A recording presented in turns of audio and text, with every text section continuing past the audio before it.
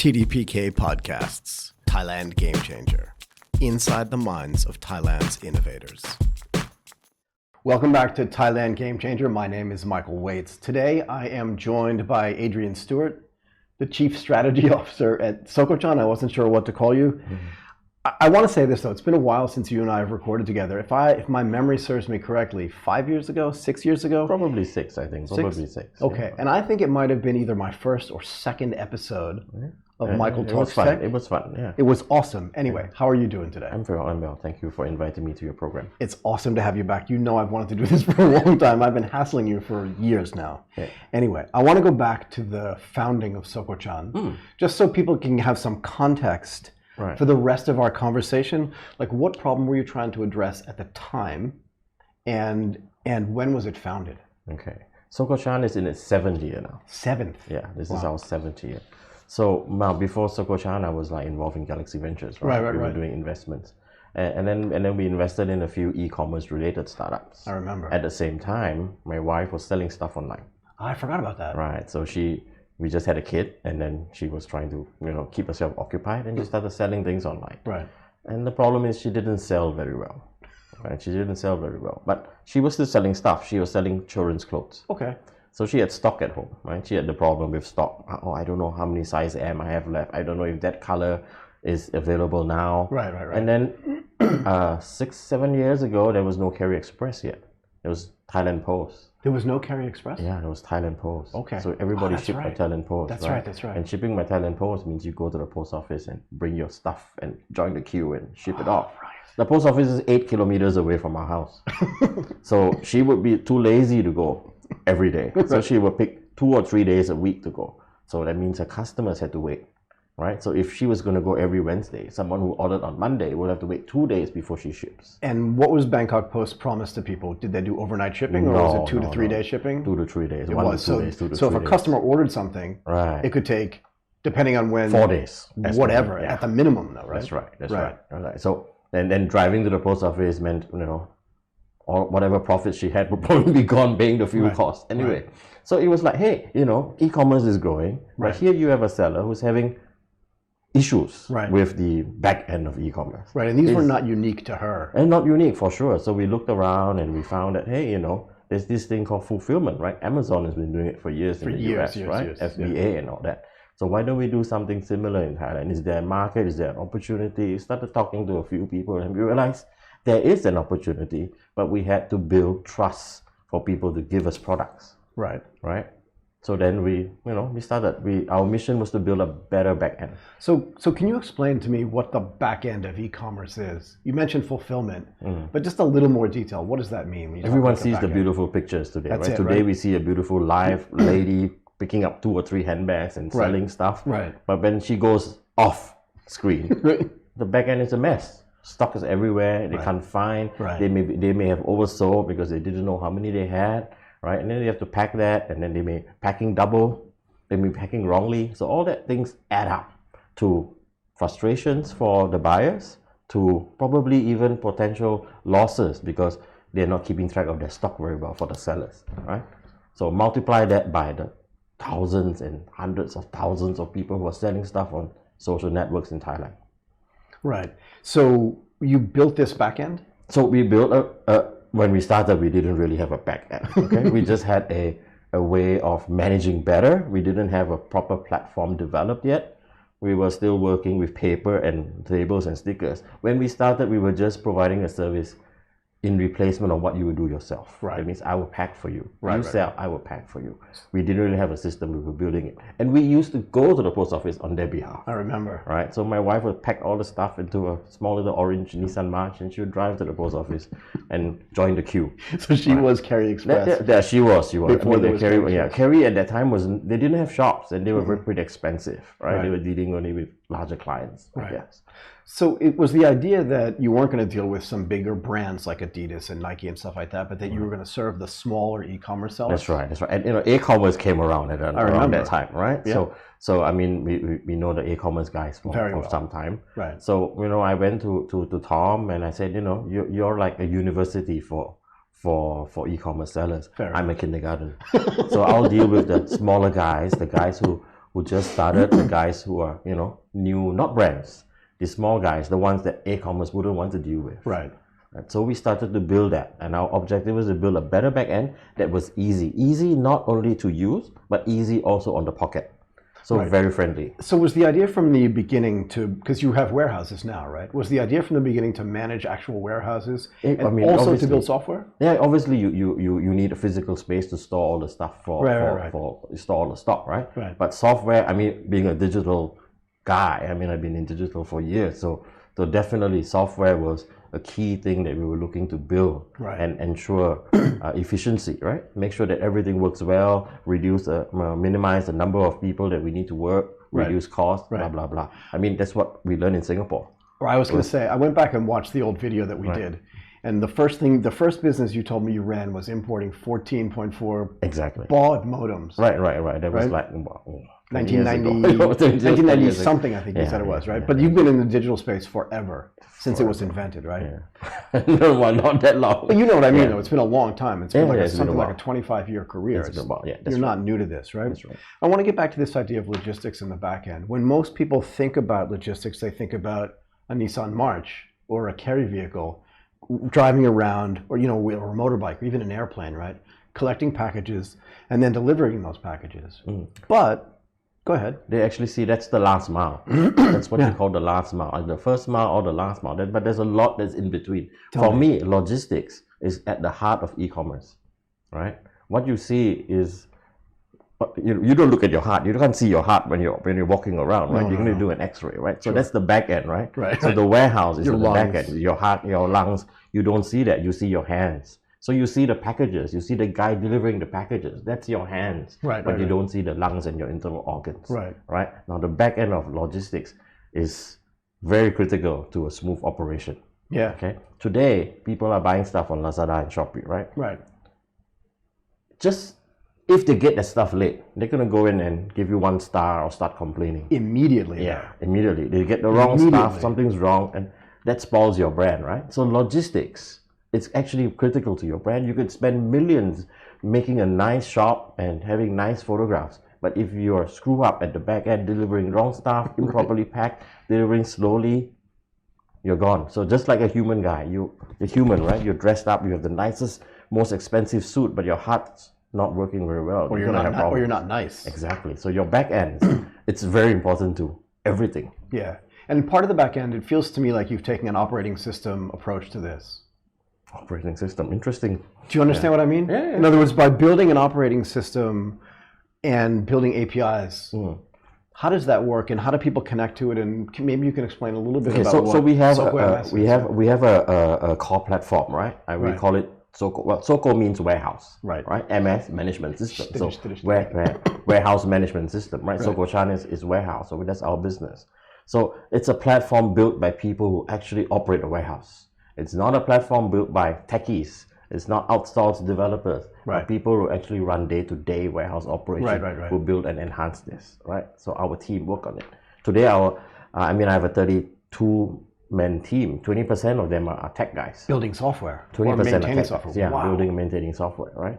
So our platform was key. It was not something we developed immediately. We started without a platform. I remember. And we added that on over the years, right? And now I think it's robust and flexible enough. But one of the key things that we identified from day one was to have an API. Why? Right? We didn't want to duplicate work. We didn't want people to sell on one platform, then having to key stuff into another platform just to send a shipment order. So we wanted to be connected. So the application programming interface gives them an easy way to connect to other pieces of software. Exactly. Shopee was one of the first guys that we connected with. Really? Yeah. We were probably the first guys actually in Shopee, maybe about 4 years ago, or maybe close to 5 years ago. Can I ask you though, what is that like when a company the size of Sokochan goes to a company the size of Shopee, which is funded by C, and says, we have the software that can manage your logistics in your warehouse? What is that sales process like? You know what I mean? Because I feel like they look at smaller companies and just think, okay, I've been around in the digital space for a few years, so that's my unfair advantage, I guess. I guess. Probably, I know people in this industry, right? Yeah. So we actually went to Shopee because I knew someone who was somebody in Shopee. So fair enough. So they paid attention to us a little bit because he came recommended, right? Just like if someone recommends you, you talk to that guy. So absolutely. That was our advantage. So then we had to go and sell, and we had to convince them, and so on and so forth.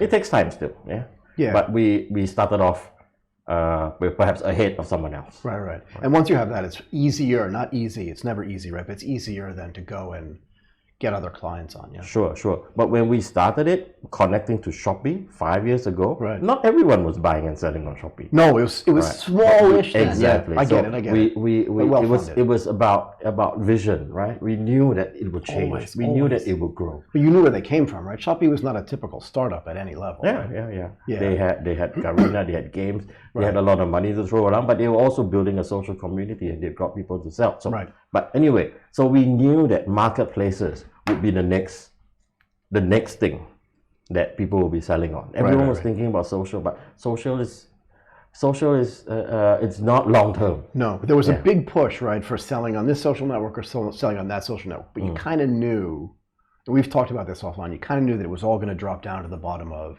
marketplaces. They have to, because I mean, a marketplace is like it's more efficient. Large shopping center. Exactly, it's a large shopping mall, right? Yeah. So if you're selling something, you want to be in a shopping mall, just in case someone who walks by sees your stuff. Right. The marketplace is driving traffic. They're doing promotions. They're adding new users and giving people. They're selling stuff at losses even just to attract sales, right?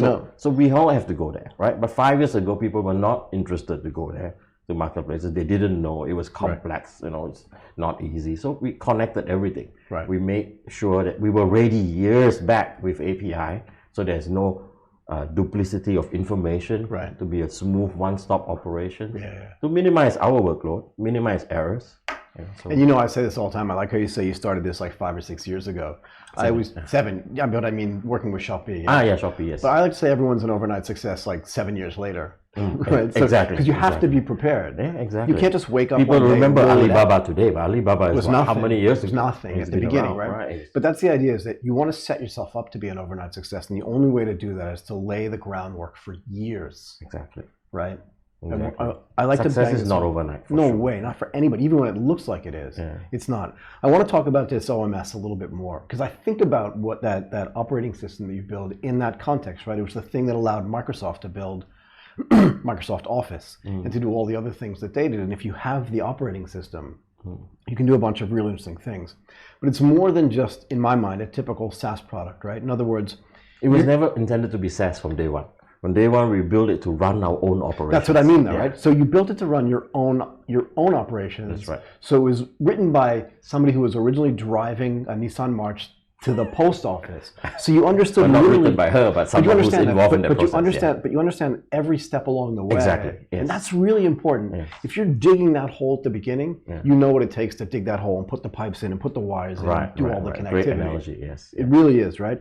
But what if I have my own warehouse? Right. I want to have I'm doing really well. I'm selling a lot, but I have my own warehouse, and I like your operating system. Right. Can I still run it? Can you help me? Yeah. So that's what happened, right? So tell me. So we were using the software for our own operations. Right. Then came along a pretty large seller. He was doing a significant volume on Lazada and Shopee. Okay. And we didn't have enough space to fit all his stuff. In your warehouse. In my warehouse, right? So, and he said he needs a system to manage the orders. He needs to use us. I said, okay, I will let you use my space. You can put your stuff here, but you need to get he said he was moving to a new warehouse. So I said, okay, you put your stuff in my warehouse. In 30 days, you have to move out, right? Because I cannot keep you longer than 30 days. It's like your cousin coming to stay. And your new warehouse has to be ready. I'll get my system and I'll put it for you in your new warehouse. So you went and set up the warehouse with them? Of course, from day one, from zero, we went to look at the space and say we should put shelves here. That's what I was going to ask you. We should put shelves there and shelves and everything else. We laid everything out. And were there any hiccups along the way? Of course there are hiccups along the way. I mean, I would be lying to you if there were. Of course there were. We were doing it for the first time. Printers didn't work, labels didn't print, so many problems. But we fixed them along the way. It's been 3 years now. And is that seller still selling with you? Of course, he is still selling. And still using He's expanded his warehouse 3 times from the current size, and his volume is huge. I mean, on special days, 11/11, he does like 50,000 orders a day. A day. And software, no problem. No problem. And no more glitches in the warehouse. He's just one of our guys who run our platform. We have about 5 other guys who run our platform besides ourselves. That's what I mean, though. Yeah, so we're handling a significant number of orders at peak level. When I came to visit your warehouse, that was like 5 years. No, that was like 4 years ago, I think. Yeah, that was warehouse one. Warehouse we still run that. So I was going to ask you, how many warehouses do you have now? Now we operate two. We co-operate another one with a logistics company, so we call that warehouse 3. Got it. And then our system is in about another 4 or 5 other warehouses. So 7 or 8 warehouses. Yeah, then plus one other service provider called ShipUS, which we invested in and provided them the technology. They're offering fulfillment services as well. Yeah, so maybe 8 warehouses in total. Wow. Yeah. Wow. But not all owned by us. Right? I understand that, but still running the software. Because the amount of information you can get and just the sort of knowledge you can gain from running the software, particularly in somebody else's warehouse, means that if issues or problems arise that you may not see in your own warehouse, you can then disintermediate that with software development. Sure. So it's great info and intel for you, right? I mean, the data belongs, of course, to the That's sellers, not what I mean. I just mean the experience. Yeah, but we see that process, and every deployment there are differences, right? Of course. I mean, one of the things that we had to do was to deal with like SKUs, Yeah. When we first came into this picture for e-commerce and talking to all the small guys, nobody understood what SKU meant. Really? Yeah, what is SKU? I have no idea what SKU, right? Yeah. So we had to explain an SKU. Do you have a name for your product? No, I don't have. It's called black shirt. Because it's blue. Yeah. I mean, it's not black shirt. It's black shirt size S with this print. Right. From this SKU, maker and stuff like that. So we had to teach about SKU. We had to create barcodes. We had to print barcodes and put them onto shirts, because a lot of these items coming from local manufacturers or imported from China didn't have barcodes or proper labeling. That would screw up a warehouse operation. So one of our process was creating barcodes, printing them and affixing them on the product for free. Of course. For free, because in traditional warehousing they charge for every little. So you said at the beginning you wanted to make it easy. Yeah, you mean easy to use, easy on the wallet. On the wallet, exactly. Right. Yeah, which is very important. Right. So again, we haven't recorded in 5 years or 6 years. You said. I presume a lot of other things have changed at Sokochan since the last time we talked. Can you tell me about some of the sort of new businesses or business lines that you've launched? Let's start with Post 2. What is that? Okay, so a lot of things we do sometimes is by design and sometimes it's also by accident. That's business though. Yeah, it's by business. So being prepared, having a good back end and having a strategy helps, right? Right. So we built this operating system, right? We're handling shipments. Right. So when we handle shipments, we have to actually talk to the last mile providers, right? Like Thailand Post or Carry Express, right? So we had to connect to them as well. Since we had the connection to Thailand Post, we had the ability to become a consolidator for Thailand Post for shipment volumes. So not just your own? Not just our own, as a consolidator. That's right? interesting. Yeah. So I didn't want to make a public consolidator. That means I didn't want to open my consolidation service to anyone who wanted to ship. Of course. Right? We wanted to select partners. Yeah. So one of the first partners we selected was a company called Quick Service. Okay. Quick Service was a private, small franchise-based express parcel shop. Okay. That was dealing with Thai Post. But when I went to talk to him, I was trying to sell him that he should connect to my consolidator. And then I realized he actually doesn't need to connect to my consolidator. What he needs is a proper platform to run his stores. I was going to say. Right. So I said, let's do it. I'm going to spend one day in your shop. I'm going to see what happens in your shop for a day. What are your problems? What do you face? Yeah. And then I spent one day in the shop and I saw a lot of things. And I said, okay, we create a new company. Let's do it. I will build a platform for you for free. And you run it across all your stores. But you must get paid for that as well. Well, today we get paid. Part of the services from every time someone ships a parcel through the shops, there's payment coming to us.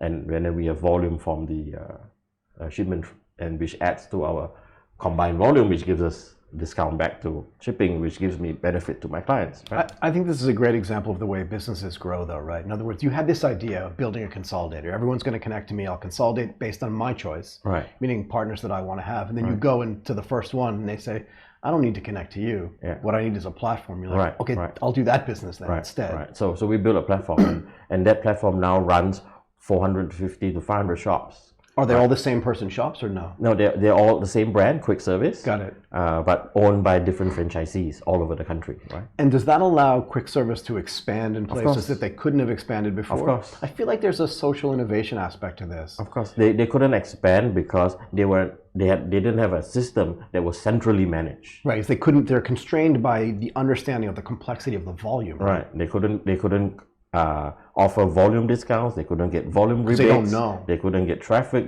A lot of things they couldn't do. But now they can. Now everything is online. They can turn off a shop, turn on a shop at the flick of a switch. But it also does, tell me if I'm wrong here, but it also means that in some smaller town or some smaller city, somebody who couldn't run a franchise before can now effectively run a franchise because they have software that can help them do it. And that's what I mean when I say there's a social aspect to it. There are plenty of pockets in every country where they're smart, hardworking people, but they don't have access to the technology that can help them run a business. But if you've built this platform, it feels to me like that's actually a social benefit at some level. They're still paying. They're still paying, yeah. But it helps people to run a business that may not have been able to run a business before. Perhaps. I haven't looked at it that way, but yeah. But I think about things this way. Anyway, I love that idea. So these shops are in mostly second and third tier cities across Thailand, and they are in communities where they actually may be familiar with people around them, or the communities know them on a first name basis, regular shippers and all. Now having this online system, previously they were dealing only with Thailand Post. Quick service was only doing Thailand Post, but because they have this online system, we enable Carrier Express. I was going to say through the API. Yeah, we enable Carrier Express, and Quick Service till today is the only brand of parcel shops that has Thailand Post and Carrier Express logos on the shop. This is the only brand. No one else has this. I love this idea. Yeah. So I mean, the same way we have Thailand Post and Carrier in our warehouse, we extended that to 500 stores nationwide. Good stuff. And because you have an online system, then we could connect them like that. You could turn on Carry across the shops easily. What else is new? What is ProShip? ProShip again, as it came out from from a bad idea. No, not a bad idea. It came out from we try to cater to e-commerce sellers, but we also understand that not every e-commerce seller has enough stock to warrant using a fulfillment service. He may be selling off-the-shelf stuff. He may be selling pre-order stuff. They may go buy it when they sell it. He may be selling stuff that he makes at home. Right. So these kinds of sellers will not be using my fulfillment service. I understand. But they will be shipping. Right. There are people out there who provide shipping services, right? Who will provide shipping services. Consolidate. You can go into the website and collect shipping. But we wanted to create better than shipping service. So ProShip is actually a tool to manage the shipping and helps a seller work like a pro, okay? Because we provided certain components of our OMS into the system. So there is a inventory management, there is a customer management, and there's shipping management in ProShip. Okay. So what type of person would use it? Today, ProShip is being sold, well, not sold, being promoted nationwide by Thailand Post. Thailand Post becomes our sales channel. They're talking to all their shippers nationwide to use ProShip to manage the stocks, manage the shipping, because that system is directly linked to the back end of Thailand Post. So does that mean that if I'm selling like 2 or 3 items a week, or maybe 2 or 3 or 1 item a day, I have this system that I can connect to, and Thailand Post will come and pick it up from me? They will come and pick it up because they'll get all the information of your shipments sent online. Do I barcode stuff, or do they do that for me as well? You don't need to barcode anything. I don't need you to print the labels, the shipping numbers are on, the tracking numbers are on the labels, the information is sent directly to Thai Post already. I love this idea as well. So it came from a bit of our fulfillment. We knew that not everyone could use fulfillment services. Right. And we wanted to reach more and more people. So and it was an opportune time as well when we talked to Thailand Post, and Thailand Post said, this is great. I can take this to my sellers. We have a sales team nationwide. We have post offices everywhere. I have 20,000 employees. We will let them go sell it. Right. And it's free. The thing is free. The deal is free. We don't charge anyone who use ProShip. Right, but you must get paid by. We get paid by the post office the or logistics something. company. But this reminds me of something that Microsoft did. Adobe does this too, right? They have Adobe Photoshop, but they also have Adobe Lightroom. Do you know what I mean? Slightly less full-featured product, but the people still need. And frankly, if you get really good, if these sellers then expand and start selling a lot of stuff, well, then they move up to the full-featured product, right? This is what I call the General Motors strategy. So we have today, I would say, we have built sort of an ecosystem, I want to call it. That's what it sounds like. Or the startings of an ecosystem through multiple companies. Right. Because we understand that e-commerce sellers are also at the different stages of evolution of selling. Sure. That's what I mean though, right? In other words, when you're young, you buy a Chevrolet. You get a little bit wealthier, you buy, an Oldsmobile. Then you buy a Buick, and then you buy a Cadillac. This is what Albert Sloan figured out. And that's when he put General Motors together. He's like, I got everybody now.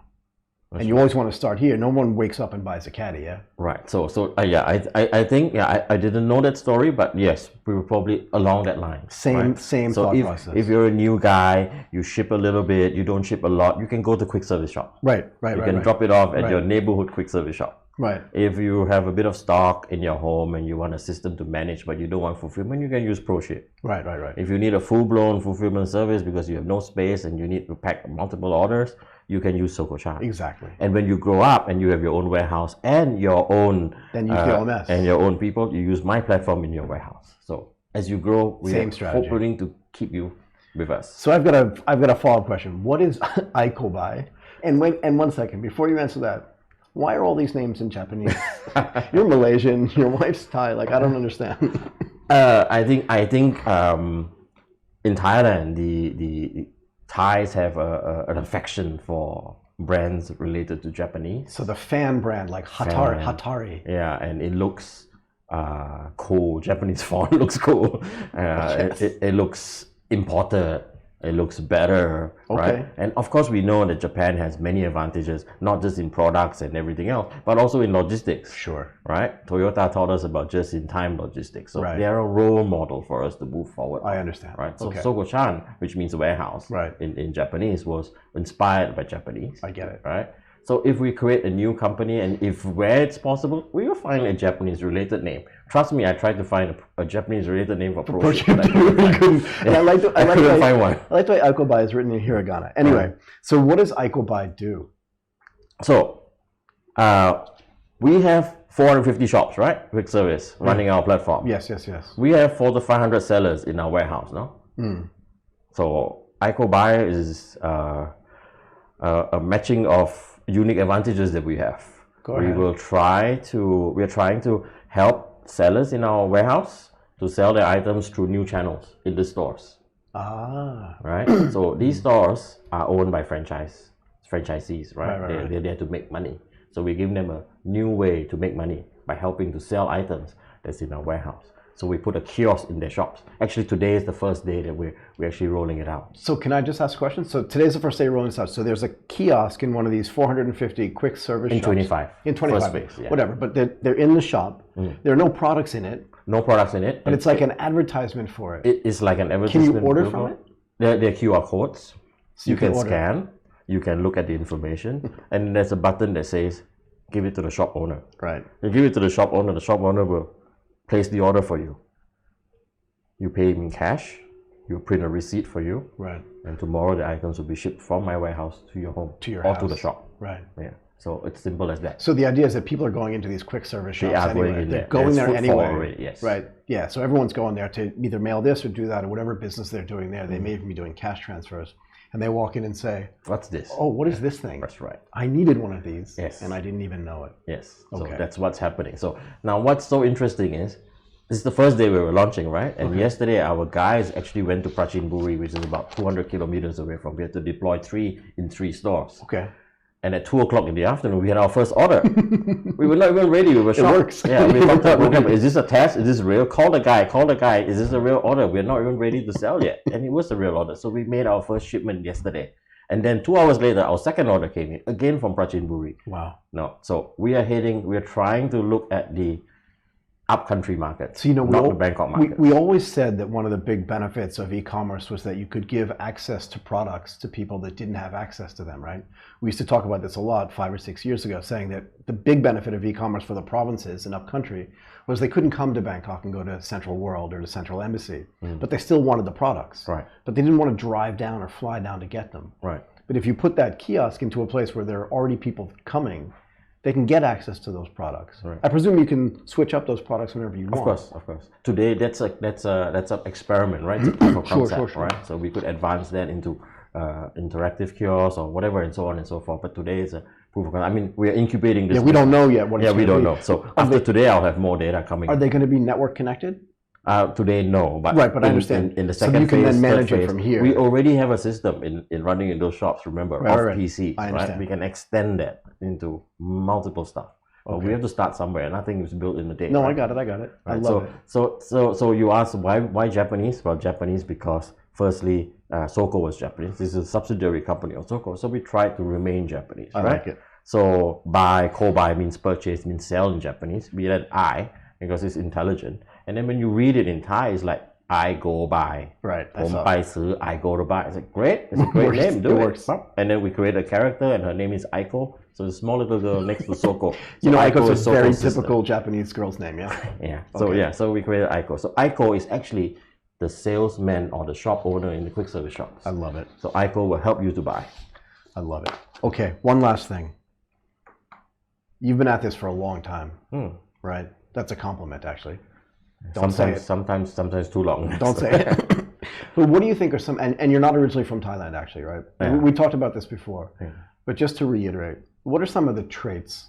And I was going to say secrets, right? But I think traits are actually more important because secrets means that other people can't figure it out or maybe don't have them. What do you think are some of the traits that allowed somebody who was raised in Malaysia, educated in Singapore, and to thrive in Thailand? Thrive in Thailand. Okay, am I thriving? Okay. You're thriving. Okay, am I thriving? So I've been... No, because otherwise you wouldn't be able to survive this long, I've been here for 20 years now. Right. For 20 years.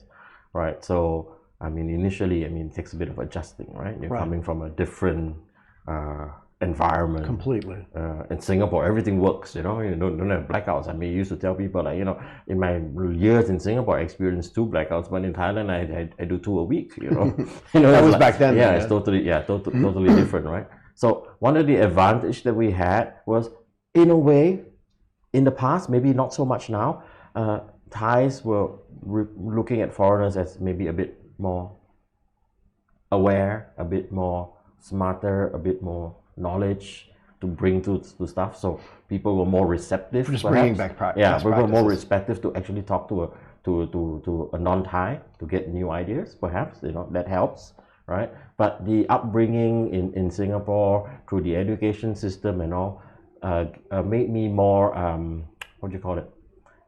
More perceptive of things around. Exactly. And gave me opportunities to identify new areas to actually come into play. I always think that when you move from your home country to another country, that first transition's hard because everything's different and everything feels wrong. Language is a problem, right? But when you then move to another country, you have a system. I know I do. A system. Yeah. Not a real system, but you know what I mean? You have a systematic way of understanding everything's going to be different. So I can adapt better because I'm already adaptable because I've been through it once. And the fact that I didn't die the first time means that the second time I do it, I'm expecting things to just be completely different and to be misunderstood and to misunderstand. So that I can then adapt. And I think that trait, particularly developed over 20 years, is something that allows you to thrive. I think so. Could be.